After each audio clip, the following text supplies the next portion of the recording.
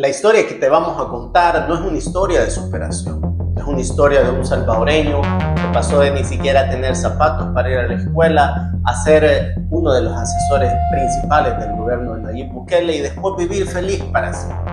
Esta historia termina en cárcel, en sufrimiento y en mucha destrucción. Pero sobre todo esta historia termina demostrando los verdaderos intereses económicos y la verdadera cara de un gobierno que hoy por hoy te intentan vender que la prioridad de ellos sos vos.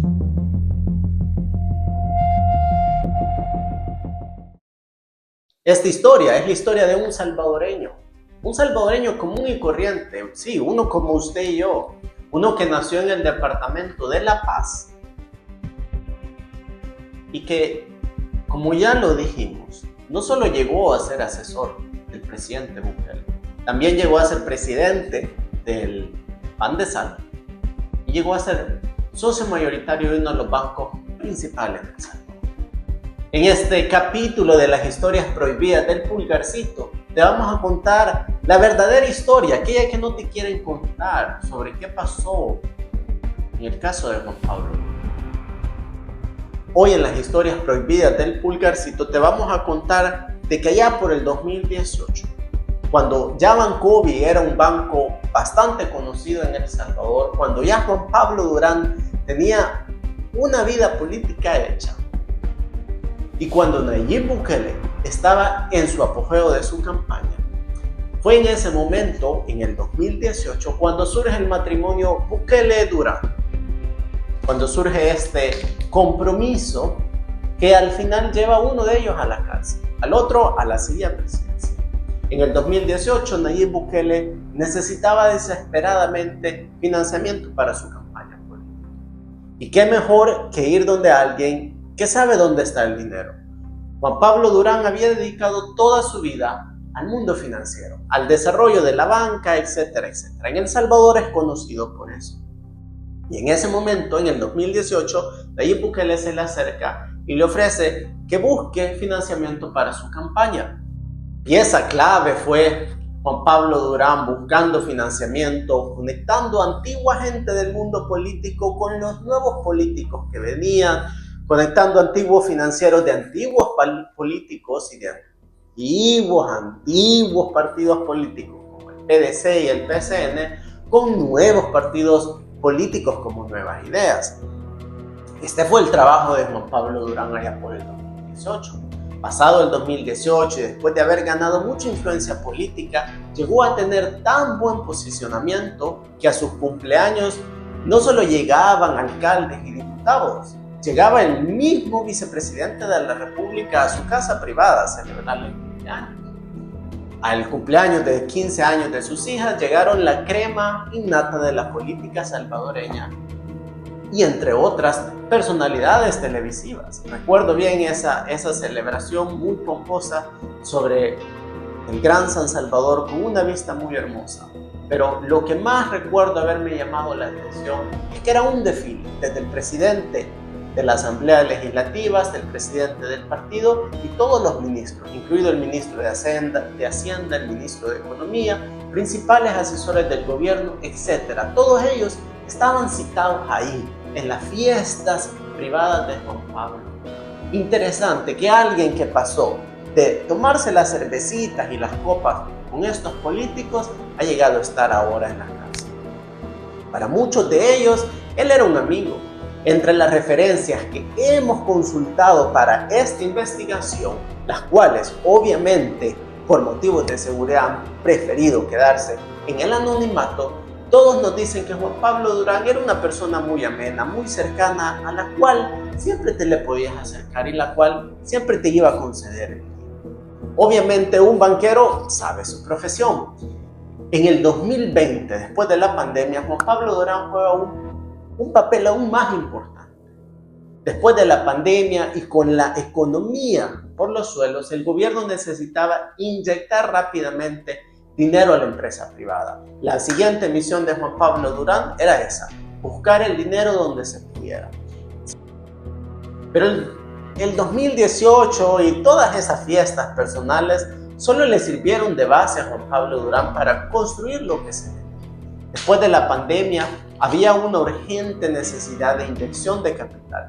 Bandesal era el principal banco de El Salvador, es decir, el Banco Nacional, y era el encargado de inyectar financiamiento y capital a las empresas que lo necesitaran en el país.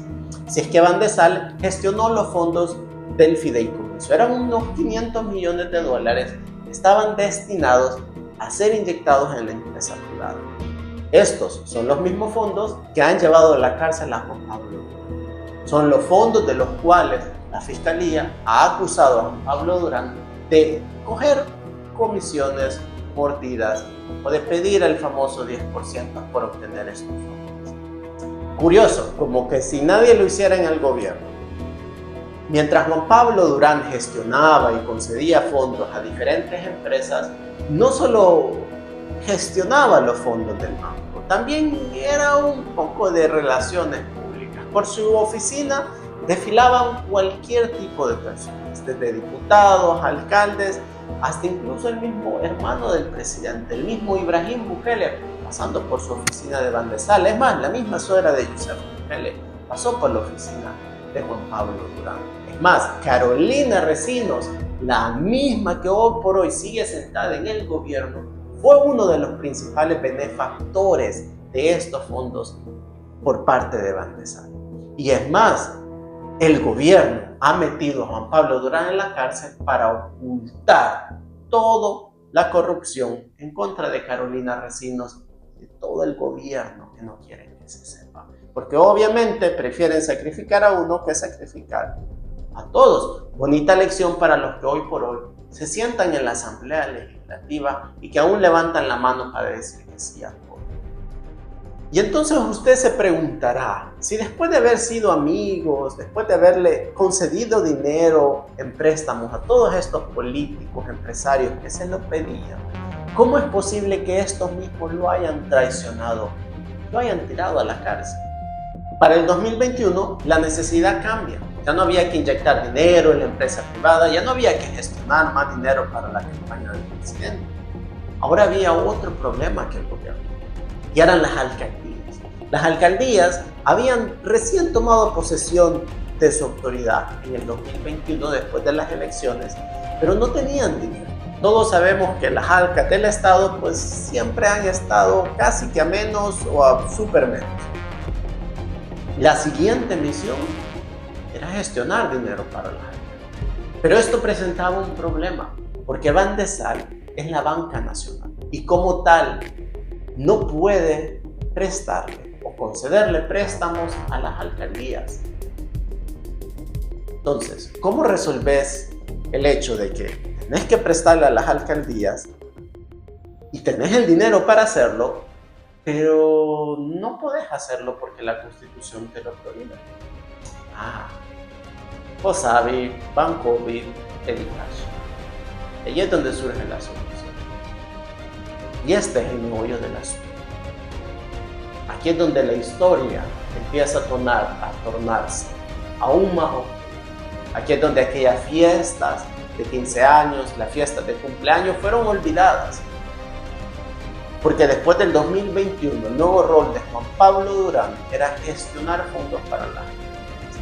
Carolina Recinos había usado a Juan Pablo Durán para beneficiarse de muchas cosas. Pero ahora Carolina Recinos era la comisionada presidencial para las alcaldías.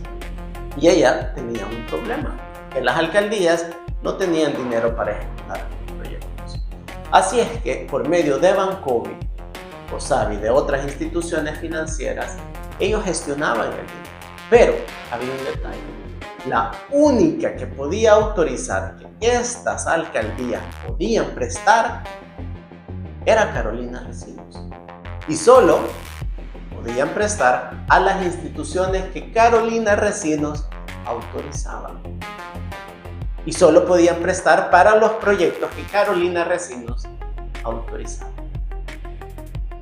Al final Juan Pablo Durán solo pasó a ser el lavadero de Carolina Recinos y asociados. De ellos, obviamente, los Bukele, a quien ella representa mayoritariamente. Bancovi no tenía la capacidad financiera y aunque se había gestionado mucho dinero por medio del partido, pero no tenía la capacidad financiera para todas las alcaldías. Es más, ni siquiera todas esas pequeños bancos que hay en el país la tenían. Así es que entró COSAVI y entraron otras financieras ahí a poder inyectar dinero a la gente. Pero el tamal es el siguiente. El tamal es que todas estas inversiones, préstamos, eran aprobados por Carolina Recinos. Y solo eran aprobados bajo los proyectos que ella estipulaba. Proyectos con empresarios que ella estipulaba y que había mandado específicamente a las alcaldías donde éstas estaban necesitando el dinero. Es decir, Carolina Recinos se encargaba de que si tú necesitabas un proyecto, ella te enviaba al empresario. Después solicitaba el dinero a Bancovi o a COSAVI y ella no solo recibía comisión por el dinero gestionado, sino que también recibía su comisión por el proyecto gestionado por los empresarios. Esto es lo que el gobierno trata de ocultar. Ahora bien, esto todo ya lo sabíamos, esto lo hemos venido diciendo durante mucho tiempo. Y esto incluso era conocido antes de que Juan Pablo Durán pasara a estar en la cárcel. Es más, el propio presidente Nayib Bukele dijo: he mandado al fiscal que investigue a Carolina Recinos y a cualquiera en mi gobierno. Entonces, ¿por qué está Juan Pablo Durán en la cárcel? Si esto ya era sabido. Hace poco recibimos un tips de una embajada en total anonimato, con información exclusivamente confidencial y altamente peligrosa para el gobierno de Nayib. Según nos confirma, Juan Pablo Durán solo fue capturado después de haber realizado una visita a Suiza. De todos es sabido que el gobierno de Nayib Bukele se ha emprendido en una campaña frontal contra muchos empresarios salvadoreños. Si no, vea usted el caso de Cristiani. Inmensidad de propiedades incautadas, un aproximado de unas 24 o 25 propiedades en total incautadas y millones de dólares en conceptos incautados.